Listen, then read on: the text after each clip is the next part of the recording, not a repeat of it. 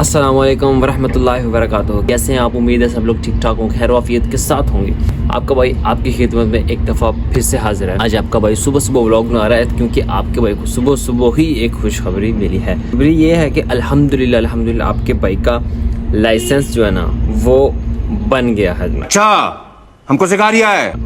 कैसे बना है, क्या क्या करना पड़ता है, इसके लिए मैं आपके साथ अपनी तमाम डिटेल जो है ना वो शेयर करूँगा ताकि जो भाई बनवाना चाहते हैं लाइसेंस सऊदी अरब में उनके लिए थोड़ी सी आसानी हो जाए। क्योंकि मेरे इधर रूममेट्स में भी 2-3 बंदे हैं और कुछ ऐसे दोस्त भी हैं जो बार बार ये बात पूछ रहे थे कि आपने लाइसेंस कैसे बनवाया, क्या मुश्किल है पाकिस्तान की तरह, मतलब कैसे।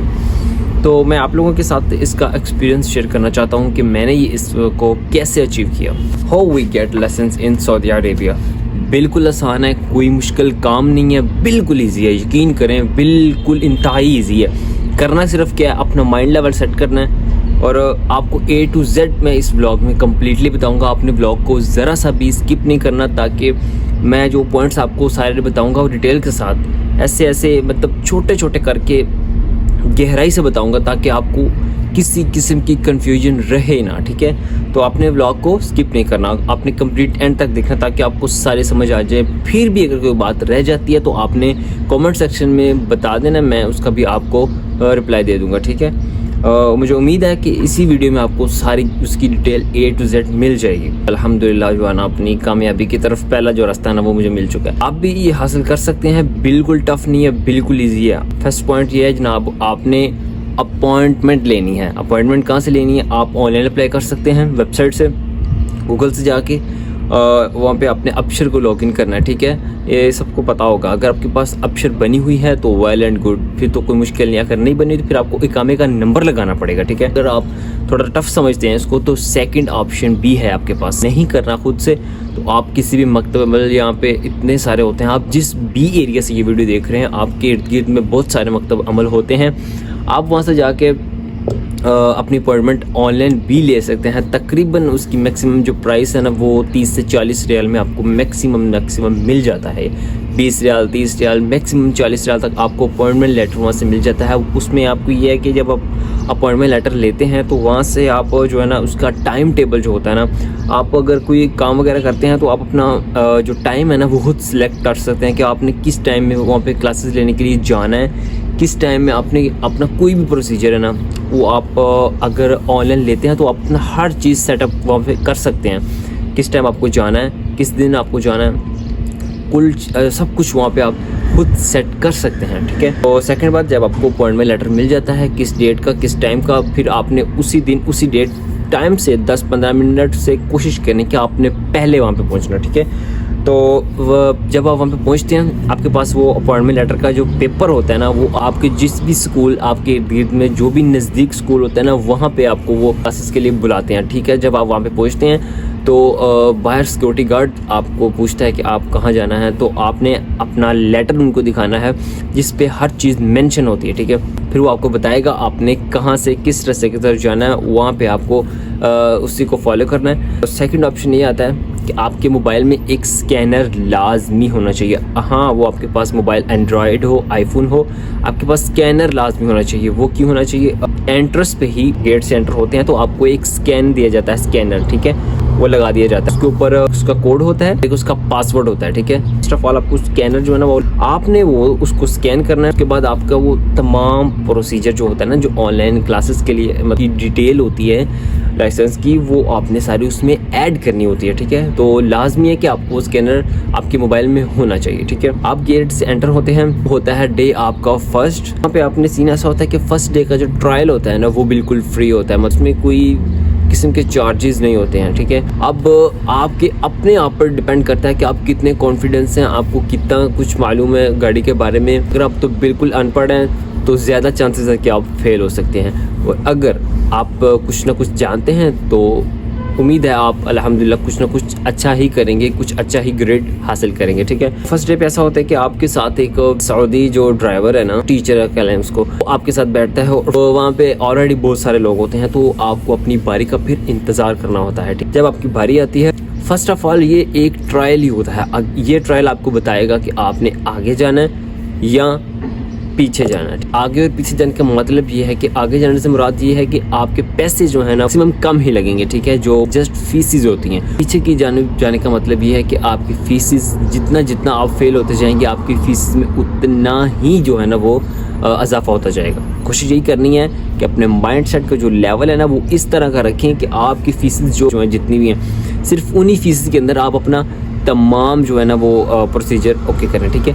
फर्स्ट ट्रायल के लिए बैठते हैं अपने टीचर के साथ, ठीक है। तो वो उसने सिर्फ बैठना है और देखना है कि आप किस तरह गाड़ी को जो है ना वो स्टार्ट करते हैं, कैसे उसको मैनेज करते हैं।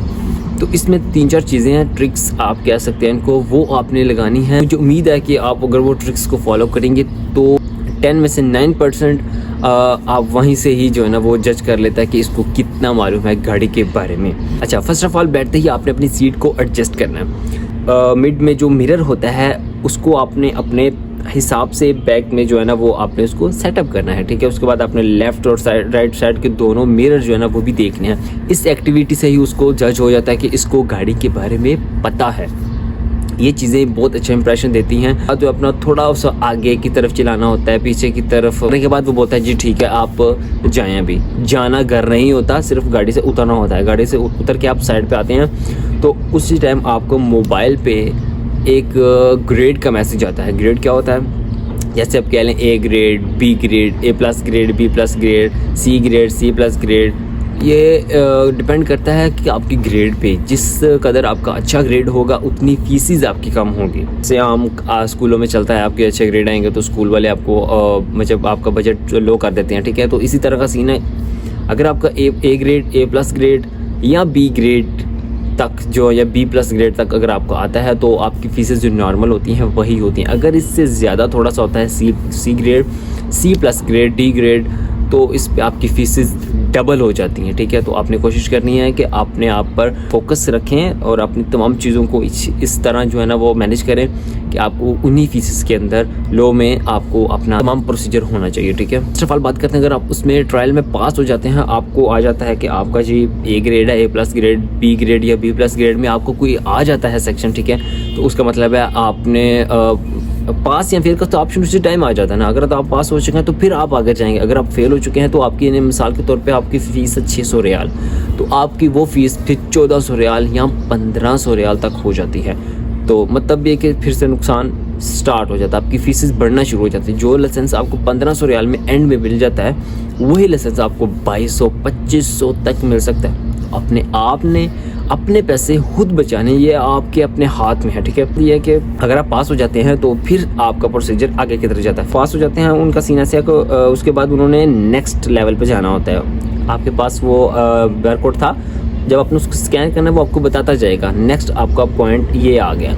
आप में फिर सेकंड ऑप्शन ये आता है कि आपने फीसेस जमा करवानी है। जाते हैं आगे काउंटर की तरफ, ठीक है। तो पास ऑलरेडी वो एक पेपर होता है अपॉइंटमेंट लेटर का, वो भी अपने अपने साथ ही रखना है हाथ में, ठीक है। जब आप जाते हैं काउंटर पे तो आप वहाँ पे फीसेस जमा करवाते हैं अपने ग्रेड लेवल के हिसाब से। अगर आपका ग्रेड बहुत अच्छा है तो आपकी नॉर्मल फीसेस 600 रियाल, 620 रियाल, 630 रियाल तक की आपकी नॉर्मल फीसेस हैं, वो आप फीस पे करते हैं और आपको एक उसकी स्लिप मिल जाती है, ठीक है।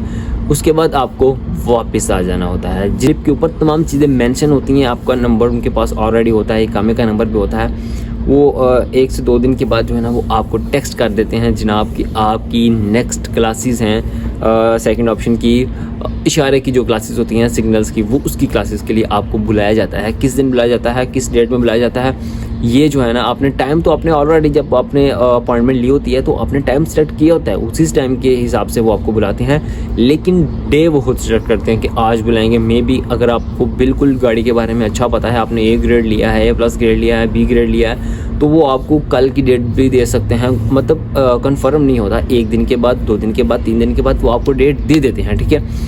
ये उनके लिए है जो पास कर चुके होते हैं। उसके बाद आप आते हैं जी 3 दिन के बाद, एक मिसाल के तौर पे आपको 3 दिन के बाद आपको बुलाते हैं, आप जाते हैं इशारे की क्लासेस के लिए, कंप्यूटर टेस्ट के लिए जिसको बोलते हैं, ठीक है। उसमें भी इतना टफ नहीं है।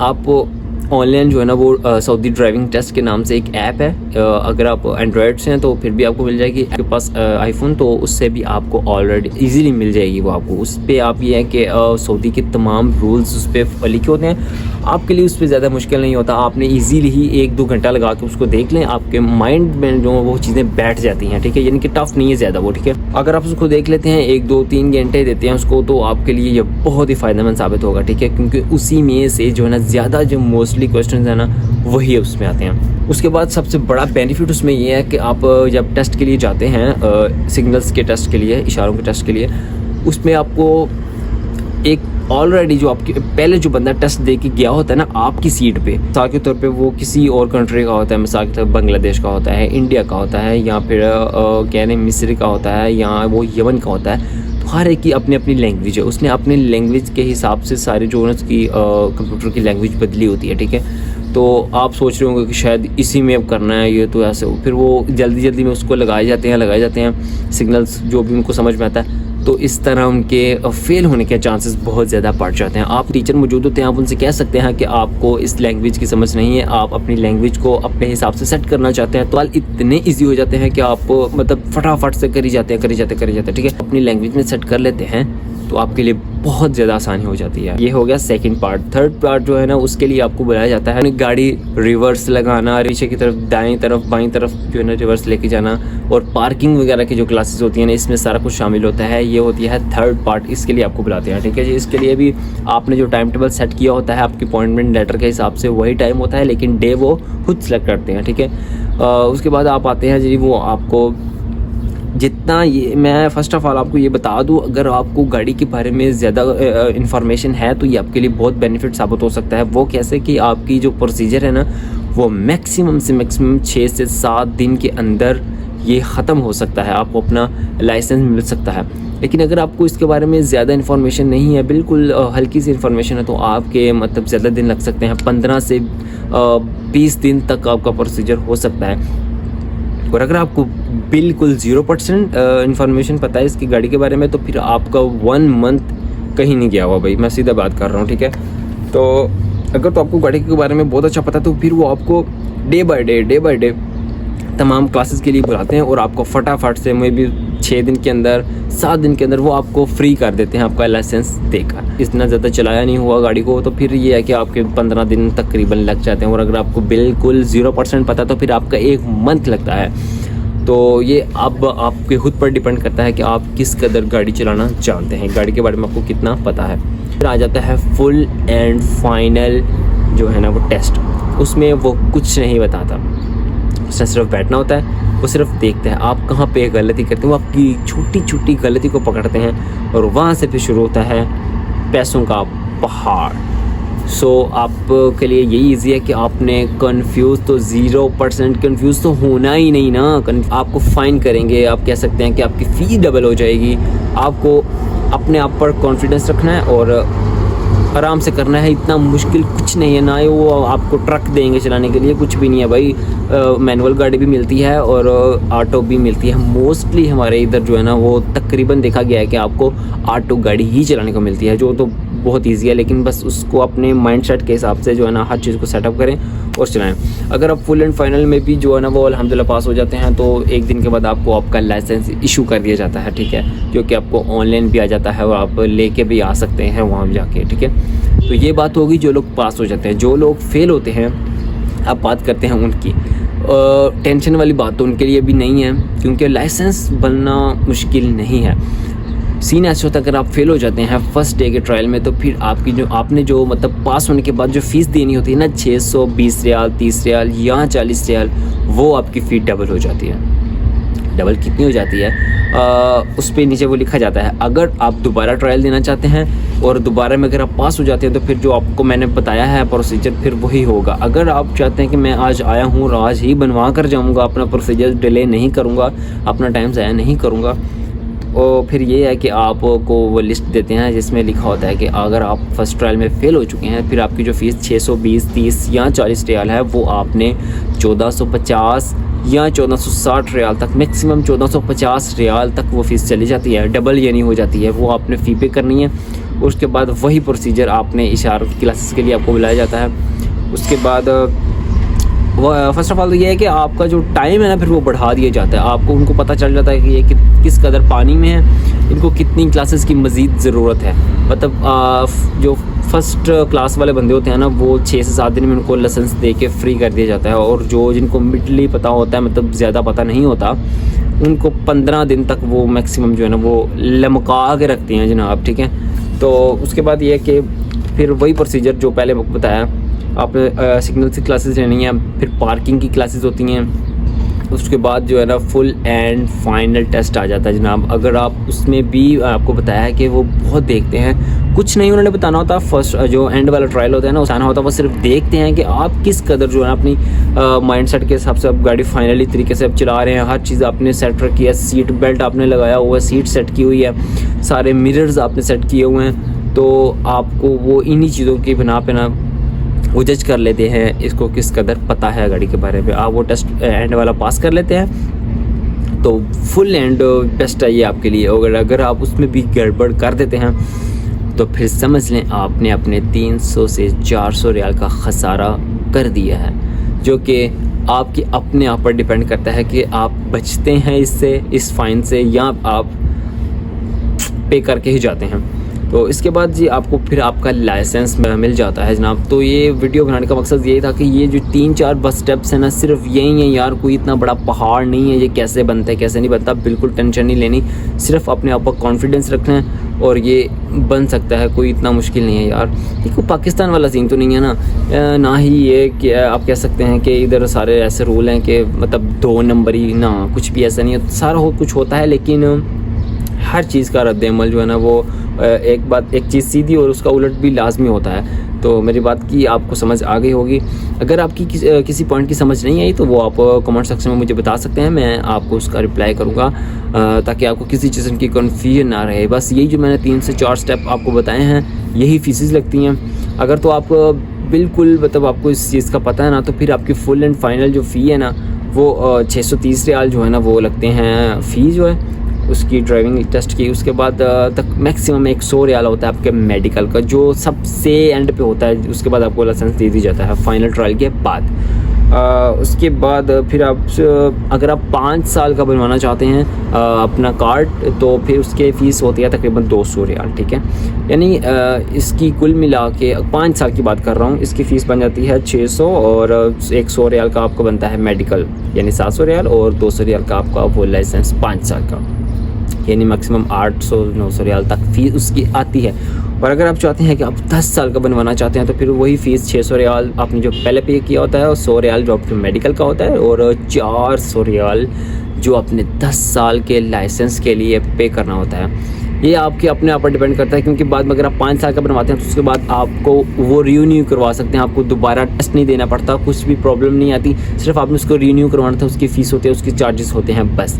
तो मेरे ख्याल से 5 साल का बेस्ट है, क्योंकि ना तो आपको दोबारा आके इस तरह टेस्ट देना होता है, कुछ भी नहीं करना होता, आपको आते हैं और अपना वो रिन्यू करवा लेते हैं, इसमें कोई प्रॉब्लम नहीं है। 5 साल का ही बेस्ट है, 200 रियाल का आप अपना ख़र्चा बचा सकते हैं। तो 10 साल का बनवाना चाहते हैं तो फिर आपका मैक्सिमम खर्चा 1100 से 1200 तक जो है ना वो आराम से आ जाता है जनाब। और अगर आप हर चीज़ में अल्हम्दुलिल्लाह माशाल्लाह से फ़ेल होते हैं तो फिर आपका मैक्सिमम से मैक्सिमम खर्चा जो है ना वो 1800-1700 तक चला जाता है। तो मेरे ख्याल से तो इतना मुश्किल काम नहीं है, आप अपने आप पर जो है ना वो कॉन्फिडेंस रखें, आप सब कुछ कर सकते हैं। तो उम्मीद है अगर आपको मेरी आज की जो वीडियो है ना ये पसंद आई होगी। वीडियो पसंद आई हो तो वीडियो को लाइक करें, प्यारा सा कमेंट करें, आगे दोस्तों को शेयर करें, और मिलते हैं इंशाल्लाह ऐसे ही कुछ इन्फॉर्मेटिव वीडियोज़ के साथ। अब तो वैसे भी आपके भाई की आदत है यार, आपका भाई किसी एक टॉपिक पे बात नहीं करता, जो भी आपके भाई के पास एक्टिविटी होती है आपका भाई वो आपके साथ शेयर करता है। तो मुझे लगा कि मुझे ये आपके साथ शेयर करना चाहिए, क्योंकि कुछ भाई ऐसे थे जो मुझे पूछ रहे थे। अब एक बंदे को डिटेल के साथ बताना थोड़ा सा जो है ना वो बड़ा लंबा हो जाता है, इतना टाइम नहीं होता। तो मैंने सोचा कि मैं वीडियो जो है ना फिर बना के आप सब तक शेयर कर दूँगा, ताकि आप लोग के लिए फ़ायदेमंद साबित हो सके। तो इंशाल्लाह मिलते हैं फिर आपको नेक्स्ट वीडियो में, तब तक के लिए अल्लाह हाफिज़।